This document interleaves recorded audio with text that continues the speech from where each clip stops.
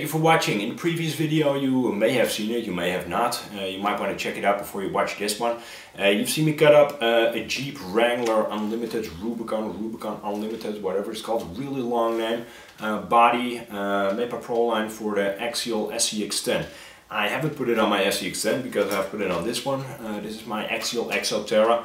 By far, I'm going to add this real quick, by far one of my favorite electric RC vehicles. It's really fast, it's really agile, it's super nimble, it is really cool. Shifting batteries is a real pain in the butt.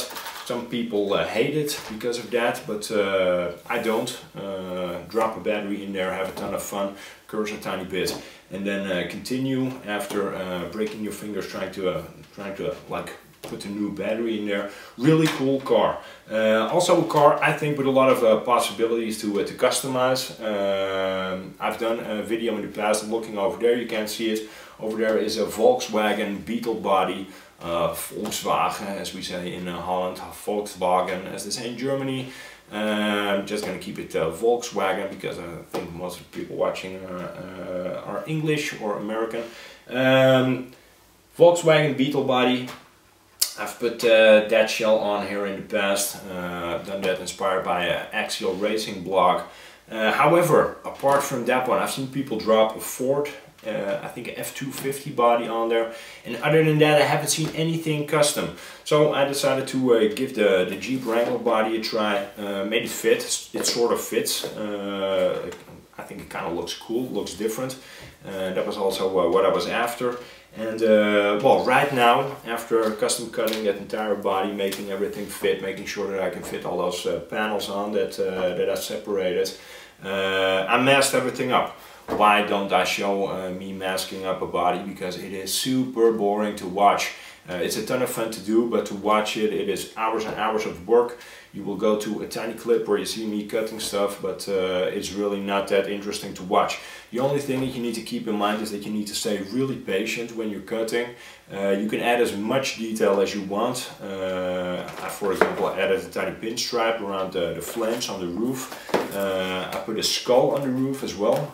Exo Terra, exoskeleton, sort of goes together well. I've never painted the skull before, so this is a first. Can be really fun. I hope it will turn out okay. I also put an Exo Terra logo like on the forehead of the skull.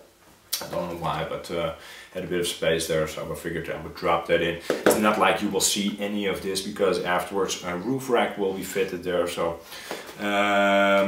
And then on the side I put a King of the Hammers logo. That's also going to be the theme for this car.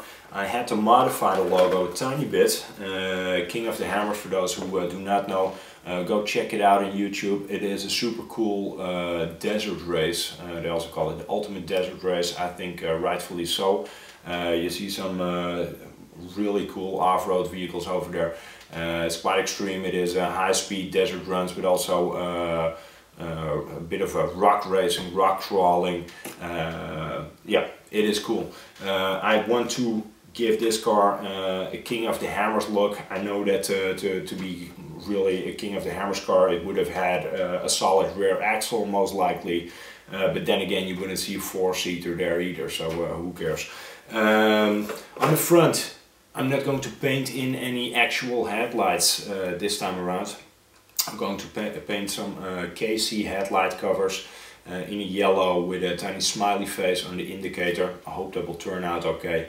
If not, well, tough luck. On the side you see the modified King of the Hammers logo. You also see some, I don't know the plural word for cactus, but you see some cacti or cactuses, because what I want to do is I want to paint a desert sunset. So I'm going to paint like a silhouette of the desert. Well, what do you see in the desert? Absolutely nothing except for maybe a cactus here and there. So that's also what I cut out over here. And then I'm going to fade in a whole lot of colors, like you would see in an actual sunset. Bit of orange, bit of yellow, and see if that will work. If it will actually get that effect where it will look like a sunset. If not, I'm pretty sure that it will still look quite okay. On the back panels, these were originally a couple of wheel wells that I managed to save from the Wrangler body. So these are, all of these parts are cut-offs. I put an Axial logo on there, again that silhouette from the desert, because it sort of continues towards the back in the same line like this. If you want to see how all these body panels interconnect, make sure to check out the previous video. Anyway, I think that so far I'm done peeling my first color, which is going to be a black. So I'm going to spray that on, and then I'm going to take you through the whole process of painting this up step by step. First color is on, which is, well, as in most cases, the black. Now I want to add a tiny bit of a dimension to that desert silhouette that I got going on. So I'm not sure if you can tell, but I peeled an extra layer over here, right above the silhouette that you see with all those cactuses. And what I will be doing over there is I'm going to fill that in with a copper, just to give it a tiny bit of a depth, hopefully. After that I'm going to peel out the larger section of the flames. I want to fill that in with a gunmetal, maybe some silver, maybe even some silver around the skull, to give it a tiny bit of an extra dimension as well. With fading, there's a whole lot of detail and a whole lot of effects that you can create. You just need to not be scared of it. Don't be shy with your paint. Just give it a go, give it a try, see what can be done. Worst case scenario, you mess it up on this shell and you do a good job on your next one. I peeled the entire background color. I have no idea how this is going to turn out. I'm also not sure if I'll be able to capture it on film, because what I need to do, because I have all these separate body panels and I have a fade going on, they need to be faded in the same tone, to call it like that. So I need to sort of put them together, but not entirely. So I'm going to put some tape on the outside to make sure that they are in the same line as the previous body panel. And after that, I think that I'm going to spray downwards from inside the shell and fade the colors in like that. I'm going to start off with white, after that yellow, after that I think a fluorescent orange, after that metallic orange, and I'm going to end up with the copper as like a stripe over the roof. The pinstripe around those black flames, I also peeled that one. You will see it close up, because I will take the camera off and swoosh it around a tiny bit, so you get sort of like an idea of what I've been up to so far. This is not a lot of work. I know a lot of people like to turn drying paint into some sort of science, kicking all of their pets outside, making sure the complete house is disinfected, and all that kind of stuff. I have 2 cats running around. I really do not care about how long my paint dries. If it's flat colored, if you look on the inside, if it's not shiny anymore, and you can touch it and it doesn't rub off, then it is dry. Simple as that. It doesn't have to be drying overnight. You can hear my cat going ballistic in the background, so that's a proof that I didn't kick him outside. So don't believe people who spray like 57 coats of different paint on their cars, because you really do not need it. Well, that wraps it up, my King of the Hammers build. Some people say King of Hammers. It's also, the abbreviation is KOH. I was also a bit confused at first, because I was googling King of Hammers and I only found King of the Hammers. My King of the Hammers build, based on my Axial Exo Terra. I think it turned out quite funny. You see that desert going on. Then up far ahead, if you would imagine that, you see that copper tone, which goes over in white, then in a yellow, then in fluorescent orange to a metallic orange, and over on the top again to a copper. All of the copper I backed with, what did I back it with? I backed it with a black, and then all of the other stuff, just to make it pop a tiny bit more, I backed it with white.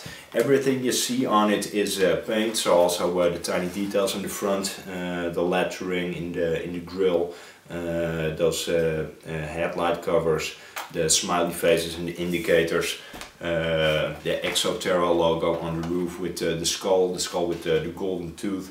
I thought that looked kind of funny. It's also something that I would imagine you would find in the desert, not a skull with a golden tooth, but a skull, something you could come across. So I think it well, sort of really wraps it together nicely. If you are having questions about this video, because I can imagine again that it went perhaps a bit too quick, or that I skipped a few steps. Once again, I didn't manage to fully film the whole fading process, just because it is a bit complicated to film it, because I need to bring the camera in really close, and I risk screwing up the entire lens. So that's why you see it, you always see it a bit from a distance, but if you give fading a try, it's really not that difficult at all. If you are a bit insecure of what you're doing, just grab a scrap piece of Lexan.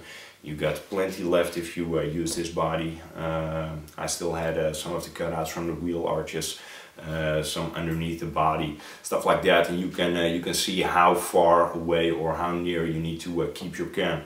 The nearer you keep it, the more paint coverage you get, and the smaller of a fade you get, and the further you go, the wider your fade will go. I hope that makes any sense. If not, shoot me a message in the box below. Hope you enjoyed watching this video. If you did, don't forget to hit the like button. If you haven't subscribed yet, please do. If you want to experiment a tiny bit with, for example, a Proline body, use the code HemiStorm10 when you're checking out your order at the Proline Racing website. Proline has been kind enough to supply me with that code to pass on to you guys. Also make sure to share that code with your friends. Thanks again to Proline for letting me hand out that code. Money saved is always a good thing, I think. Thanks again for watching. I hope to see you around. Bye bye.